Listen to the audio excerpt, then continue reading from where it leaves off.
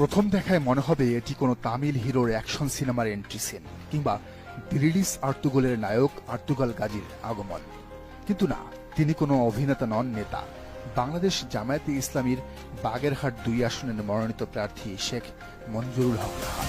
তরুণ এই জামাত নেতাকে আওয়ামী লীগ এতটাই ভয় পেত যে তাকে সবসময়ই জেলের ভিতরেই পড়ে রাখত। ৫ আগস্টের আগেও টানা ২ বছর জেলে ছিলেন এই রাহাত। তাকে বাঘের মতো ভয় পেতেন এই আসনের সাবেক সংসদ সদস্য শেখ সারহান নাসের তন্ময়। এবার আওয়ামী লীগের তন্ময় তো নেই, তবে বিএনপির জন্য আতঙ্কের কারণ হয়ে দাঁড়িয়েছেন রাহাত।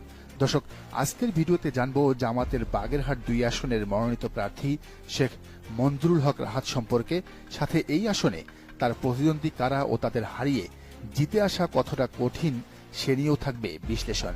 তো জামাতের সব আসনের প্রার্থীদের নিয়েই ধারাবাহিক এই আয়োজনের আপডেট পেতে অবশ্যই চ্যানেলটি সাবস্ক্রাইব করুন এবং বেল আইকনটি বাজিয়ে রাখুন। শেখ মঞ্জুরুল হক বাংলাদেশ জামায়াতে ইসলামীর জেলা কমিটির শুরা ও কর্মপরিষদ সদস্য।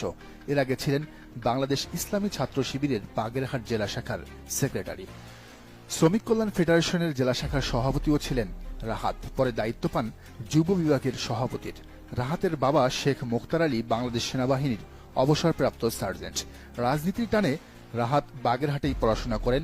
সরকারি পিসি কলেজে বাণিজ্য শাখা থেকে বিকম এমকম শেষ করেন। ছাত্রজীবন থেকে বাগেরহাটের বাঘ হিসেবে পরিচিত পান রাহাত। সরকারি পিসি কলেজে অধ্যয়নকালে ছাত্রদের অধিকার আদায়ে সক্রিয় থাকায় তাকে ভোট দিয়ে ছাত্র সংসদের এজিএস নির্বাচিত করেন শিক্ষার্থীরা। বলা হয়ে থাকে সে সময় নারী শিক্ষার্থীদের কাছ থেকেই সবচেয়ে বেশি ভোট পেয়েছিলেন রাহাত। ছাত্রলীগ ছাত্রদলের প্রার্থীরা তার ধারের কাছেও ছিলেন না ভোটের হিসেবে। বাগেরহাট সদর ও কচুয়া উপজেলা নিয়ে গঠিত এই আসনে এখন সবচেয়ে বেশি অ্যাক্টিভ এই জামাত নেতা। ঈদুল আজহায় প্রায় ২,০০০ মোটরসাইকেল আর শতাধিক কার মাইক্রোবাস নিয়ে ব্যাপক শোডাউন করে একদিকে যেমন তার প্রতিদ্বন্দ্বী বিএনপির প্রার্থীর বুকে কাঁপুনি ধরিয়েছেন, তেমনি সারা দেশে তুলেছেন আলোড়ন। সম্প্রতি এই আসনে জনগণের উদ্দেশ্যে একটি বার্তা দিয়েছেন রাহাত।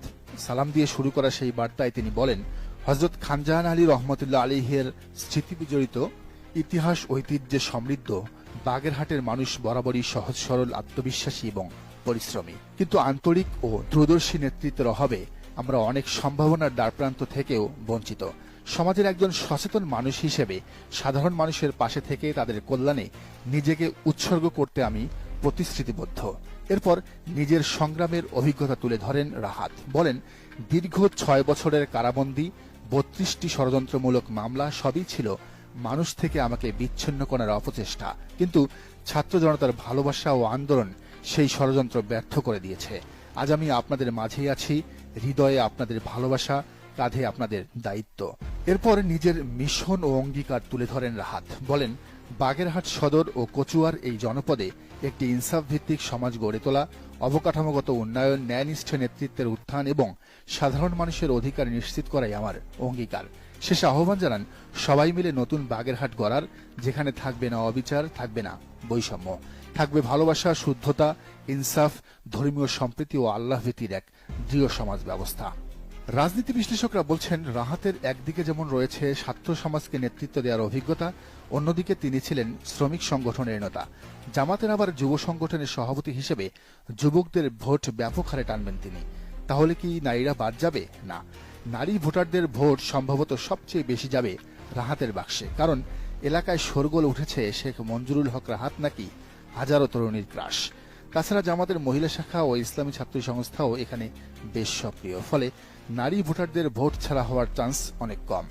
রাহাত ইতিমধ্যে জোরে সোরে প্রচারণা চালাচ্ছেন ২টি উপজেলায়। একেবারে গ্রামে গঞ্জে, হাটবাজারে, ক্ষেত খামারে যাচ্ছেন তিনি। প্রতিটি ইউনিয়নে তার সমাবেশে হাজার হাজার মানুষ যোগ দিচ্ছেন, যারা জামাত কিংবা শিবির করেন না, কিন্তু রাহাতকে ভালোবাসেন, তাকে ভোট দিতে চান। এমনকি শেখ হাসিনার ফুফাতো ভাই শেখ হেলাল পরিবারের হাতে নির্যাতিত অসংখ্য আওয়ামী লীগ নেতাও ভেতরে ভেতরে রাহাতের জন্য কাজ করছেন, তাকে এমপি হিসেবে নির্বাচিত করার জন্য জোরে সোরে লেগেছেন। এই এলাকায় জাতীয় পার্টি, জাকের পার্টি, বিএনএম সহ অনেক দলের প্রার্থী থাকলেও রাহাতের মূল ফাইটটা হবে বিএনপির সাথে। কারণ এই আসনের সাবেক এমপি শেখ তন্ময় আওয়ামী লীগ নিষিদ্ধ হওয়ার কারণে ভোটে অংশ নিতে পারবেন না, আর নিলেও তার জিতে আসার সম্ভাবনা জিরো।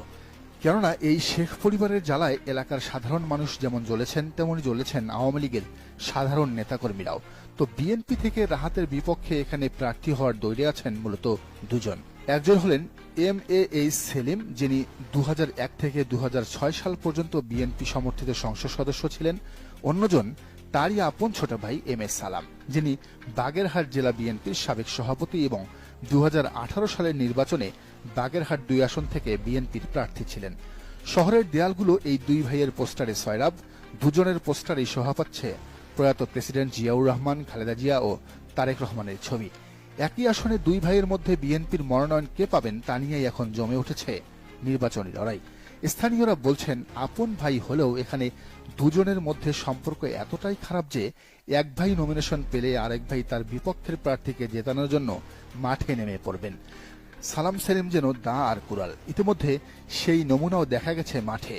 ভোটের আরো 10 মাস বাকি থাকলেও দুই ভাইয়ের সমর্থকরা কমিটি গঠনকে ঘিরে 5 আগস্টের পর কয়েক দফায় দ্বন্দ্বে জড়িয়েছেন।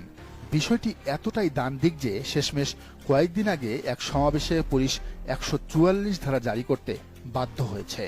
তো বিএনপির এই দুই ভাইয়ের দ্বন্দ্বের কারণে এমনও হতে পারে সেখানে তৃতীয় কোনো ব্যক্তিকে মনোনয়ন দিতে পারে বিএনপির হাইকমান্ড। আর এখানেই জামাতের প্রার্থী শেখ মঞ্জুরুল হক রাহাত বাড়তি সুবিধা পাবেন। বিএনপির নমিনেশন যেই পাক না কেন, রাহাতের পক্ষে বিএনপির একটি পক্ষ গোপনে এমনকি প্রকাশ্যে কাজ করবেন। এই ঘটনা যে শুধু বাগেরহাটের এই আসনেই ঘটবে তা নয়, সারা দেশেই বিএনপির এই ক্ষমতার দ্বন্দ্ব তাদের ভোটের মাঠ থেকে অনেক পিছিয়ে দেবে, এগিয়ে দেবে জামাতে ইসলামকে।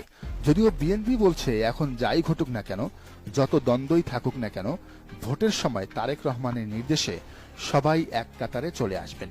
দর্শক, আপনার কি মনে হয় জানান কমেন্টের ঘরে।